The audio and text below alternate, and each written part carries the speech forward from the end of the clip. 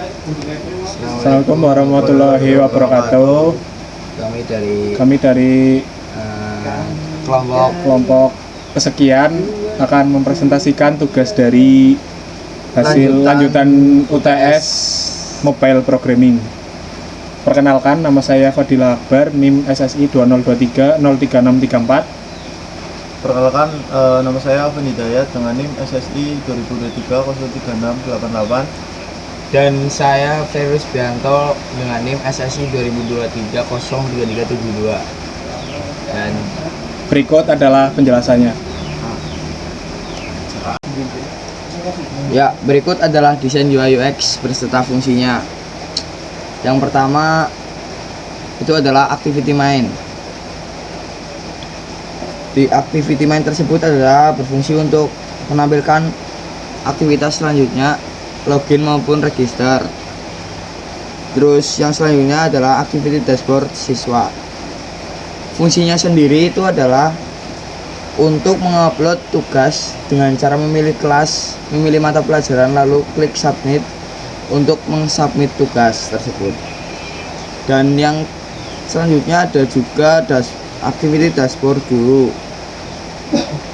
Dan activity dashboard guru tersebut berfungsi untuk melihat data dari tugas yang diupload siswa dengan cara memilih kelas dan mata pelajaran, lalu akan terupload otomatis ke dalam list view. Baik, di sini saya akan melanjutkan penjelasan dari Ferry Rusbianto. Yang pertama itu ada dashboard login. Fungsi utamanya yaitu login yang dimana pengguna dengan username dan password. Yang kedua ada autentikasi menggunakan Firebase real-time database. Selanjutnya ada manajemen sesi dengan search preferences. Selanjutnya ada navigasi otomatis berdasarkan role pengguna. Yang kedua ada alur kerja yang dimana cek sesi login, jika sudah login langsung menuju ke dashboard sesuai role. Yang kedua ada validasi input yang dimana username minimal 3 karakter, yaitu password minimal 6 karakter. Selanjutnya ada proses login yang dimana user dari Firebase berdasarkan username.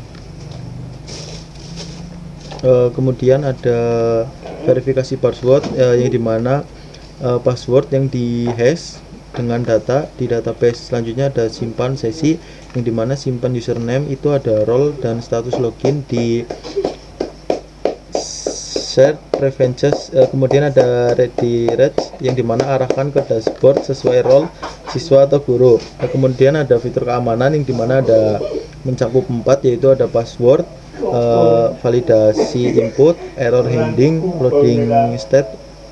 Untuk password itu bisa menggunakan SHA 256. Untuk validasi itu untuk mencegah data kosong, dan juga error handling untuk berbagai kemungkinan error. Kemudian ada loading state untuk mencegah multiple login.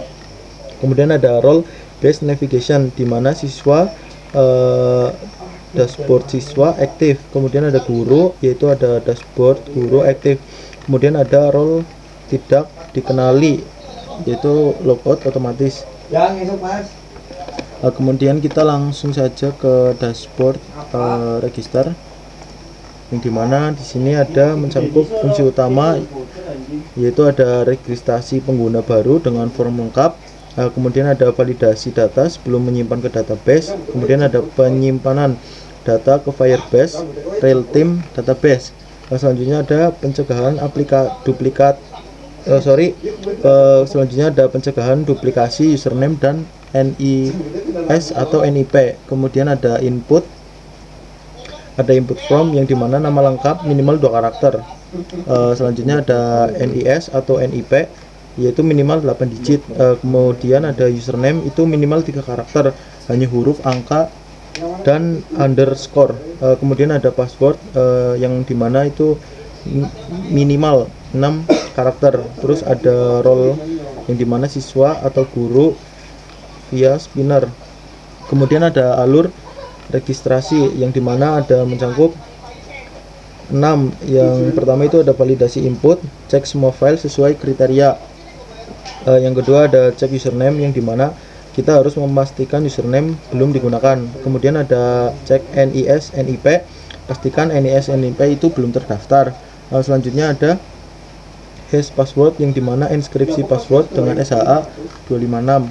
Kemudian ada simpan data, yang dimana kita bisa membuat user baru di Firebase dengan ID unik. Selanjutnya ada redirect, yang dimana kita bisa pindah ke login activity dengan username terisi. Selanjutnya ada fitur keamanan, yang dimana itu mencakup 4 poin. Yang pertama itu ada password hashing dengan SHA 256. Kemudian ada validasi username menggunakan regex pattern. Yang ketiga ada duplikasi untuk username dan NIS atau NIP. Selanjutnya ada input sanitation dengan trim dan validasi panjang. Yang terakhir itu ada model data user, yang dimana itu mencakup ID, unique ID dari Firebase. Terus ada nama, yaitu nama lengkap. Kemudian ada NIS atau NIP, itu nomor induk. Yang selanjutnya ada username untuk login, ada password itu terhash, terus role siswa atau guru, terus create add itu timestamp registrasi. Untuk selanjutnya ada dashboard siswa activity, berfungsi untuk mengupload tugas dengan backend URL yaitu HTTP, IP VPS ataupun IP RDP. Selanjutnya ada setup retrofit, lalu tes server ke koneksi. Habis itu ada filelist adapter untuk mengisi filelist, yaitu filelist kelas dan juga filelist mata pelajaran. Selanjutnya ada dashboard guru activity. Di sini ada API untuk backend, yaitu menggunakan Node.js. Bisa menggunakan VPS maupun RDP untuk deployment. Selanjutnya di sini ada filelist adapternya untuk memilih kelas, yaitu MIPA ataupun memilih mata pelajaran. Selanjutnya saya akan mencontohkan lalu menjalankan aplikasi yang sudah saya buat beserta dengan backend Node.js. Sebelum menjalankan aplikasinya, kita perlu mengubah dulu alamat IP-nya untuk RDP maupun VPS ke alamat IP ini, supaya nanti server bisa berjalan dengan lancar. Alamat IP ini juga dan juga di network security config.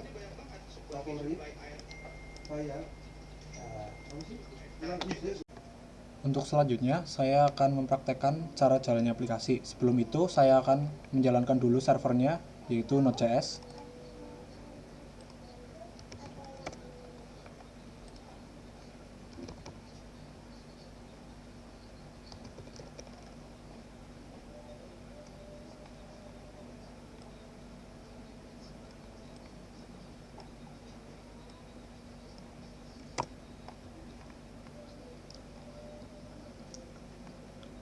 Setelah server berjalan, saya akan mencoba daftar terlebih dahulu.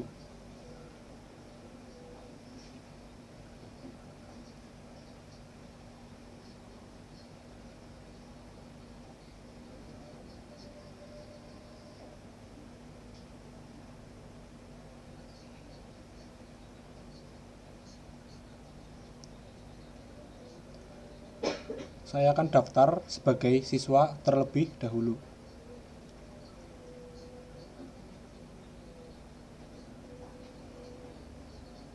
Registrasi berhasil, lalu saya akan langsung login.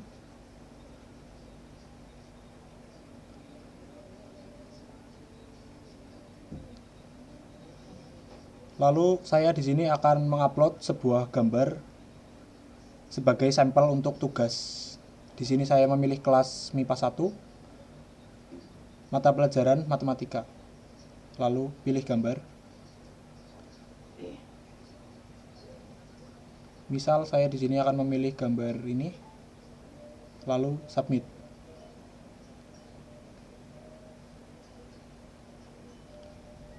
Backend Node.js berhasil menginjekkan data ke dalam Cloudinary. untuk menyimpan data-data tugas dari siswa.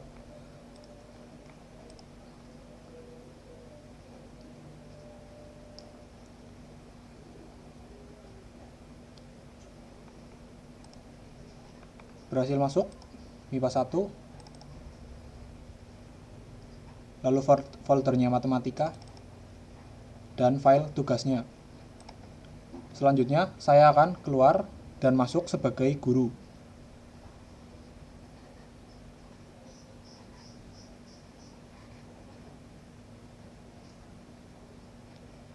Di dashboard guru akan meload data tugas dari siswa melalui backend Node.js. Di sini saya tadi memilih MIPA 1, lalu mata pelajaran matematika. Dan data berhasil terload, akan muncul di list view, lalu saya akan mendownloadnya.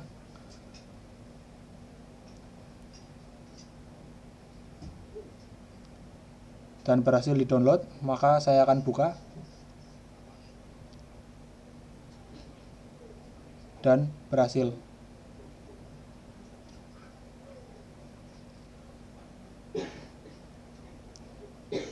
Sama gambarnya, sama seperti yang tadi, yang ini, yang di load dari data Cloudinary.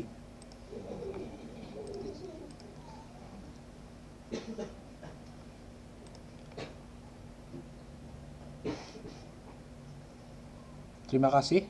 Wassalamualaikum warahmatullahi wabarakatuh.